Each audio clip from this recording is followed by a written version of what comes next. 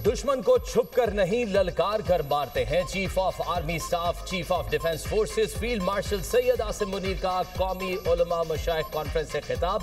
दहशतगर्दी पाकिस्तान का नहीं हिंदुस्तान का वतीरा है। मार्का हक में अल्लाह की नुसरत से कामयाबी मिली। रियासत तैयबा और रियासत पाकिस्तान का आपस में गहरा ताल्लुक है।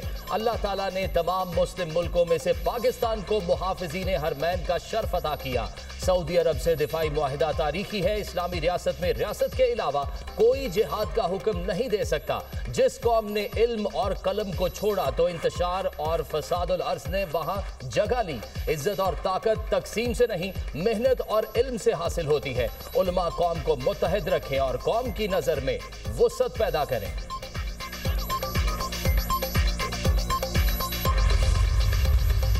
जब मार्का हक हुआ, उस अजीम कामयाबी और पाकिस्तान के अफवाज की दलेराना और इंतहाई जुर्रत के साथ उस जंग को लीड किया फील्ड मार्शल सैयद आसिम मुनीर ने। हर सिपाही और हर जर्नैल ने, चाहे वो बरी फौज के हों या फ़ज़ाई फ़ौज के हों या बहरी फ़ौज के, उन सब की इसमें बेमिसाल इसमें उनकी काविशें शामिल हैं। इस मुल्क ने तरक्की करनी है, उसके लिए फिर दहशतगर्दी का खात्मा इंतहाई ज़रूरी है। ये ना जादू टूने से कोई बात होगी, ना किसी और तरीके से, सिर्फ और सिर्फ शबाना रोज़ मेहनत से होगी इंशाअल्लाह। फ़ौज पाकिस्तान के खिलाफ प्रोपोगेंडा नाकाबिले बर्दाश्त। वज़ीर-ए-आज़म का कौमी उलमा कन्वेंशन से खिताब। कहा, अफवाज की कुर्बानियों का मजाक उड़ाएंगे तो कौन पाकिस्तान की इज्जत करेगा। मुसल्लह अफवाज की जुर्रत और बहादुरी से दुश्मन को इबरतनाक शिकस्त हुई। फील्ड मार्शल सैयद आसिम मुनीर ने जुर्रत और महारत से इस जंग को लीड किया। अजली दुश्मन को ऐसी शिकस्त दी ता क़यामत नहीं भूलेगा। बलोचिस्तान खैबर पख्तूनख्वा में रोजाना बेगुनाह अवाम फितना खारिज का निशाना बन रहे हैं। मुल्क ने तरक्की करना है तो दहशतगर्दी का खात्मा जरूरी है। दहशतगर्दी और मौशी तरक्की की काविशें साथ नहीं चल सकती। डिफॉल्ट के दहाने पर खड़ी मईशत को दोबारा पटरी पर लाए। मुल्क जादू टोने से नहीं, शुबाना रोज मेहनत से तरक्की करेगा। अमन और इत्तेहाद की फिजा कायम करना होगी। मुल्क में फिरका परस्ती का खात्मा जरूरी है।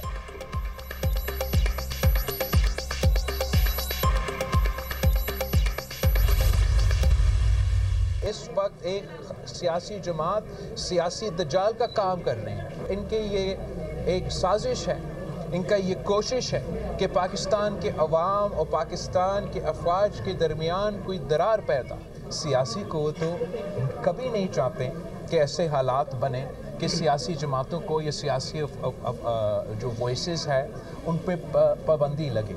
ये मेरा प्रेफरेंस नहीं होगा, मेरा चॉइस नहीं होगा, लेकिन मैं क्या करूं अगर वो सियासी जमात हर वो आप कंधा उठाए कि वो सियासी उनका जो सियासी रंग है वो उस अंदाज से नहीं देखा जाए और वो एक एक्सट्रीम तंजीम की तरह देखा जाए। एक सियासी जमात का सियासी दज्जाल जैसा रवैया। बिलावल भुट्टो की मीडिया से गुफ्तगू। कहते हैं एक सियासी कुव्वत दिन रात फौजी क़यादत के खिलाफ साजिशों में मसरूफ है। उनकी कोशिश है अवाम और अफवाज के दरमियान दरार पैदा करें। ऐसी जमातें सियासी दायरा कार में रहकर सियासत करें।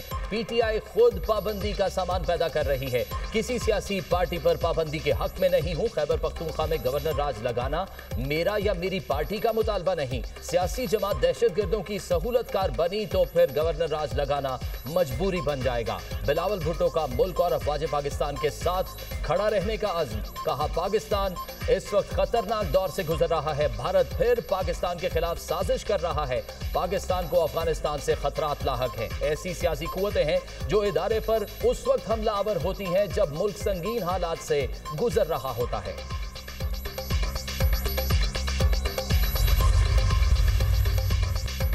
कौमी असम्बली इजलास में पीटीआई अरकान का एहतजाज और शोर शराबा। पीटीआई अरकान का पॉइंट ऑफ ऑर्डर पर बात करने की इजाजत देने का मुतालिबा। तारिक फजल चौधरी ने कहा कि वक्फा सवालात के बाद अपोजिशन को वक्त दिया जाएगा।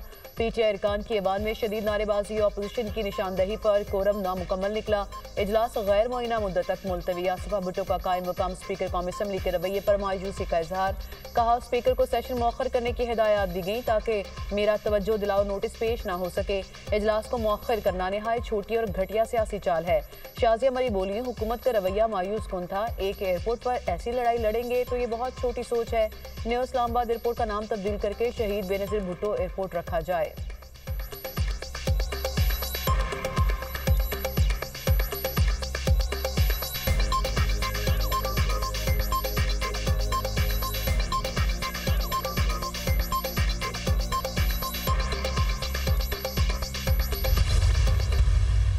हमारी डिमांड सारे आईनी और कानूनी है।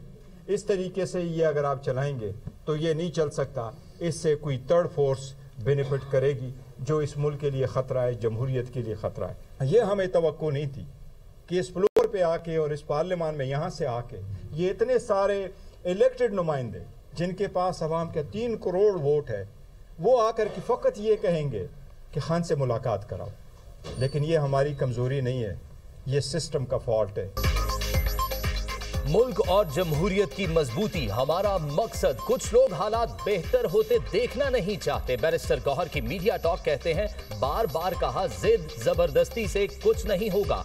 हमने आइन और कानून के खिलाफ कुछ नहीं किया। हम 3 करोड़ लोगों के नुमाइंदे हैं। इतनी बड़ी जमात को सिस्टम से निकाल दें तो पीछे बचता क्या है। स्पीकर कौमी असम्बली मुश्किल वक्त में अच्छी कोशिशें कर चुके हैं। स्पीकर का किरदार काबिल तारीफ रहा। मजीद अच्छे इकदाम की जरूरत है। असद कैसर का 20 और 21 दिसंबर को कौमी कॉन्फ्रेंस बुलाने का ऐलान। कहा, कॉन्फ्रेंस में एक कौमी एजेंडा देना है। तमाम जमहूरियत पसंद लोग हमारा साथ दें। हुकूमत आइन को नहीं मानती, सिर्फ जोर जबरदस्ती पर चल रही है।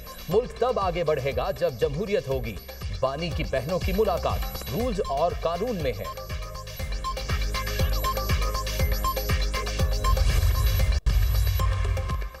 अमरीका का बलूचिस्तान में मुआशी तरक्की के लिए सरमायाकारी का ऐलान। अमरीकी एक्सिम बैंक ने रेकोडेक को जल्द फाल करने के लिए 1 अरब 25 करोड़ डॉलर का पैकेज मंजूर कर लिया। अमरीकी एक्सपोर्ट एंड इंपोर्ट बैंक मजीद 2 अरब डॉलर सरमायाकारी का दूसरा पैकेज भी देगा। रेकोडेक में ज़खायर की तलाश और आमदोरफ्त के लिए जदीद मशीनरी और टेक्नोलॉजी के इस्तेमाल के लिए दूसरा पैकेज इस्तेमाल होगा। कायम मकाम अमरीकी सफीर नाटली बेकर ने वीडियो पैगाम में कहा, फाइनेंसिंग पैकेज अमरीकी कारोबारी इदारों और पाकिस्तानी कम्युनिटीज के लिए गेम चेंजर होगा। एक्सिम बैंक की फाइनेंसिंग इंफ्रास्ट्रक्चर तवानाई सनती मंसूबों में सपोर्ट करेगी। मंसूबे के तहत पाकिस्तान में 2 अरब डॉलर की मिनरल्स एंड माइनिंग की मशीनरी आएगी। मंसूबे से बलूचिस्तान में 7,500 नौकरियां और अमरीका में 6,000 नौकरियां पैदा होंगी। नई माली मुआवनत के तहत पाक अमरीका शराकतदारी बलूचिस्तान में मुआशी तरक्की को आगे बढ़ाएगी।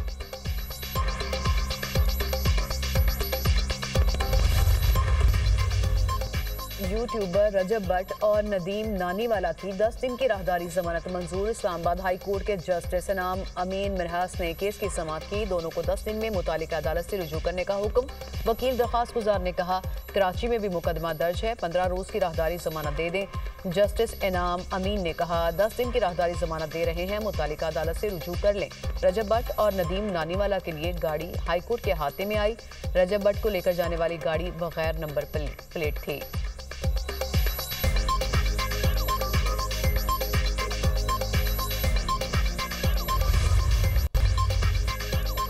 गजा जंग बंदी को 2 माह मुकम्मल। फलस्तीनियों के मसाइल जूं के तूं। जंग बंदी के बावजूद इजरायली फौज की खिलाफ वर्जियां।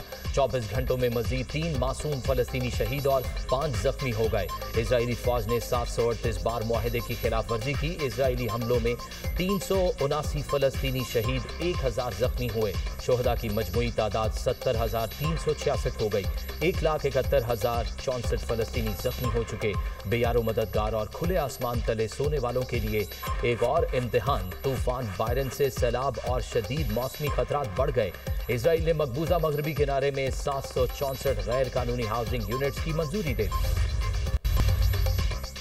अमेरिका में छोटे मुसाफिर तैयारे की हाईवे पर हंगामी लैंडिंग। फ्लोरिडा में क्रैश लैंडिंग के दौरान तैयारा सड़क पर चलती गाड़ी से टकराया। हादसे में दोनों पायलट और गाड़ी चलाने वाली खातून जख्मी हुई।